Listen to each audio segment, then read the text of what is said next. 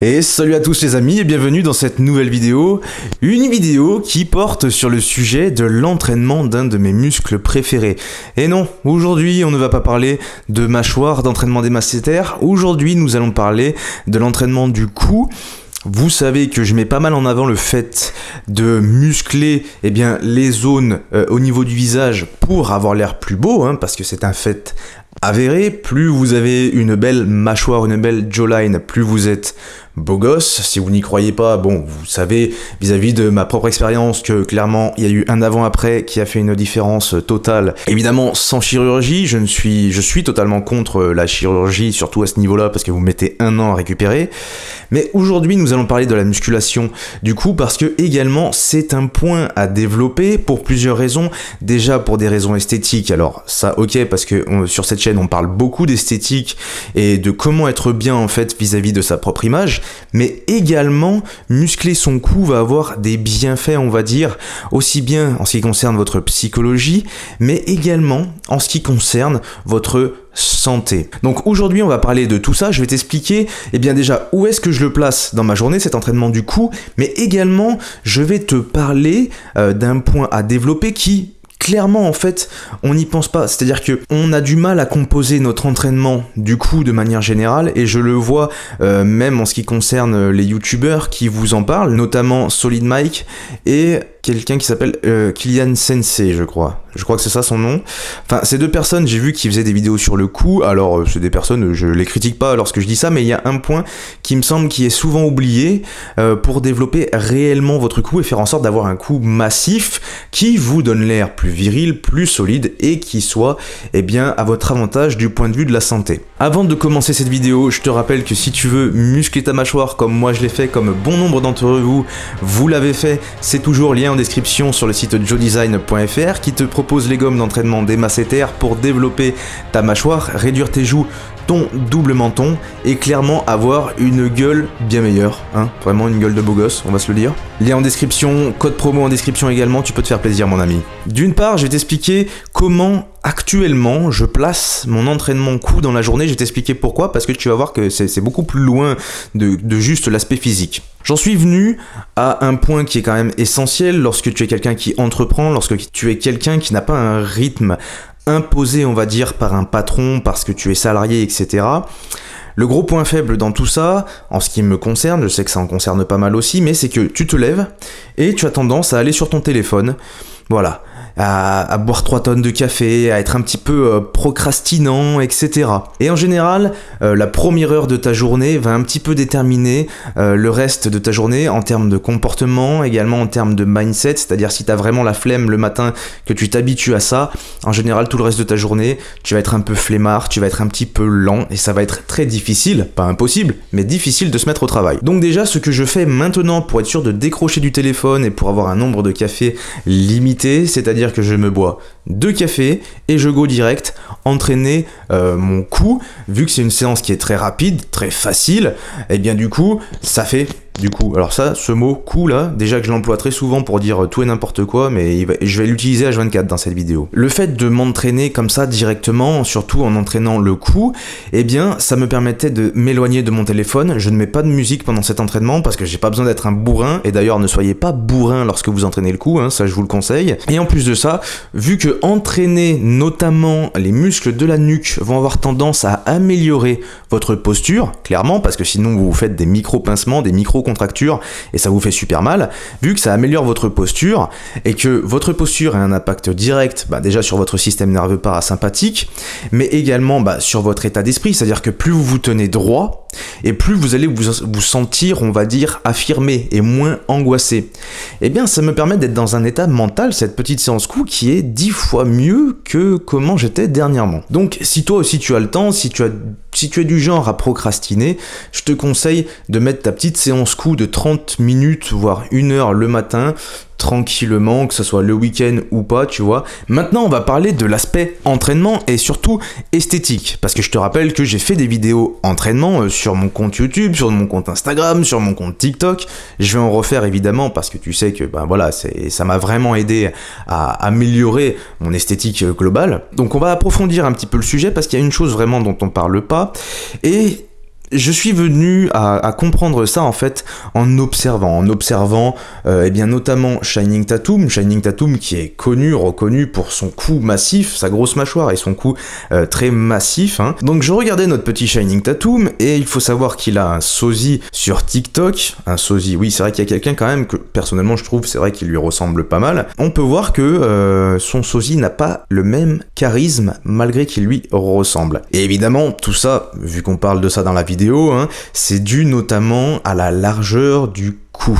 Et là où il y a un petit problème, c'est que souvent lorsqu'on entraîne notre cou, on a tendance à se focaliser sur le muscle qui est ici, tu vois, sur le sternocleidomastoïdien qui est juste là. Je pense que chez moi on le voit plutôt bien parce que c'est un muscle qui est apparent quand même chez moi, hein, on va se le dire. Voilà, bon, c'est les muscles qui sont ici, voilà. Souvent on s'attarde énormément sur ce muscle là parce qu'on se dit, vu que c'est le premier muscle qu'on voit sur la face avant, c'est forcément celui-là qui rend notre cou très épais et très très large. Alors il peut y avoir un impact, en effet, plus il est développé, plus vous allez être musculeux hein, sur cette zone, mais le truc qui est vicieux, c'est que c'est comme le torse. Si vous voulez être en V, vous ne devez pas développer les pectoraux, c'est-à-dire que les pectoraux sont faits pour vous rendre plus esthétique, vous allez être plus gros ici, plus sculpté, plus sculpté, mais ce qui va vous rendre vraiment en V et massif, ça va être les muscles postérieurs, vos épaules et vos grands dorsaux. Et bien pour le coup, croyez-moi, c'est exactement la même chose. De toute façon, je vais vous montrer des exemples, vous aurez pas le choix de me croire, hein. Ça va être net dans votre cerveau, tu vois. Et donc, j'en reviens à Channing Tatum et son sosie. Nous pouvons voir sur les deux photos comparatives qu'ils ont quasiment, justement, le même sternocleidomastoïdien. En termes de masse, ils dépassent de la même distance environ de la mâchoire. Ils s'insèrent quasiment, on va dire, au même endroit, mais Channing Tatum a un cou qui paraît beaucoup plus gros, beaucoup plus massif et plus viril. Tout simplement parce que ce qui est plus développé chez Channing Tatum, ce sont les muscles de la nuque. Et les muscles de la nuque, en fait, ce sont des muscles un petit peu traîtres, un petit peu vicieux, tu vois, un petit peu comme le grand dorsaux. Les grands dorsaux, c'est-à-dire qu'ils vont s'insérer vraiment derrière. Alors, je le montre sur moi, mais vous avez un schéma à ce moment-là.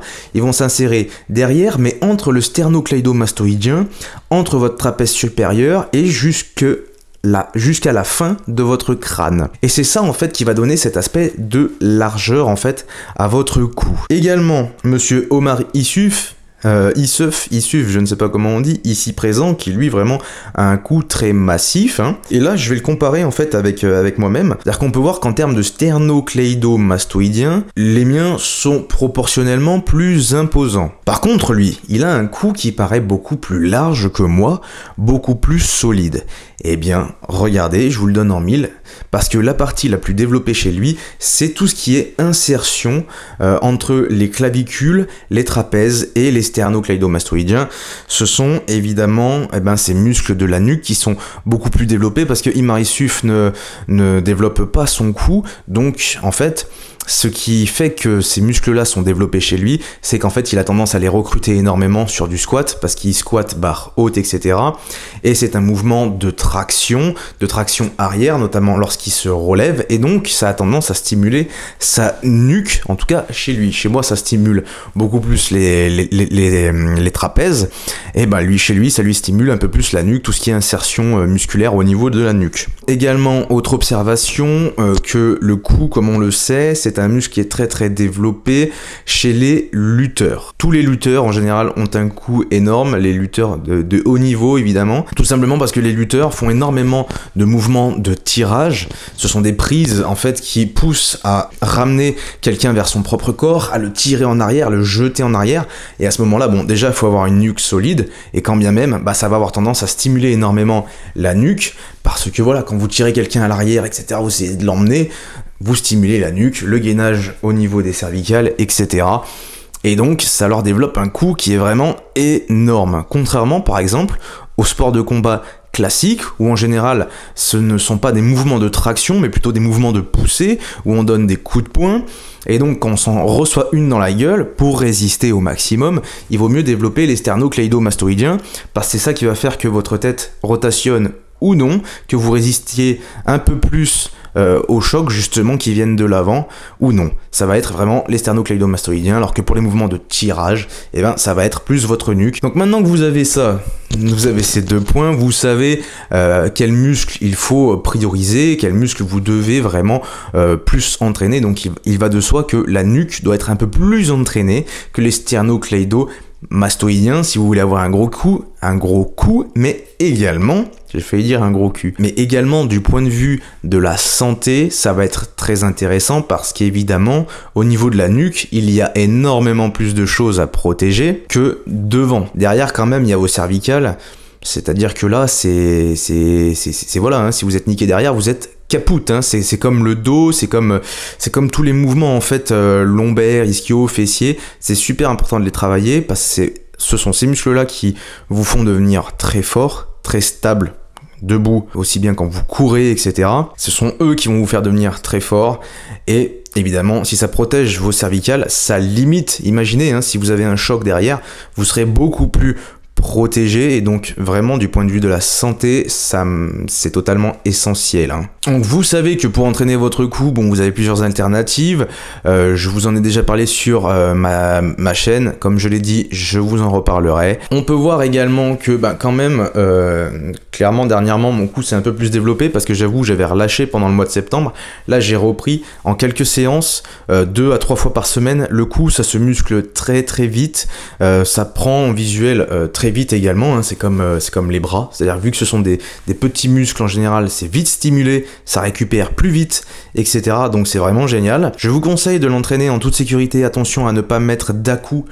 lorsque par exemple vous faites des relevés de tête pour travailler la nuque. Il en va de même pour le devant, décontractez vraiment vos trapèzes, limite contractez un peu plus vos dorsaux pour abaisser vos épaules, faire en sorte de mieux prendre dans les muscles du cou pour éviter qu'il y ait des contractures, des petites tensions, etc. C'est tout pour cette vidéo les amis, je vous rappelle que si vous désirez sculpter votre mâchoire qui ira parfaitement bien avec votre cou de dieu grec, c'est lien en description sur le site joedesign.fr pour avoir une mâchoire carrée, sculptée, moins de joues, moins de double menton, incroyable avec le code promo. Si tu veux un programme qui va te correspondre et qui va te permettre d'atteindre tes objectifs esthétiques, c'est également lien en description sur mon site de coaching lohanprelo.com où tu as le programme Greek God pour vraiment te sculpter un corps incroyable, ou alors si tu veux tout simplement perdre du poids, vraiment optimiser ta diète, c'est sur la formation Brûle-Graisse. N'hésite pas à mettre un like à cette vidéo, à t'abonner, prends soin de toi et je te dis à la prochaine.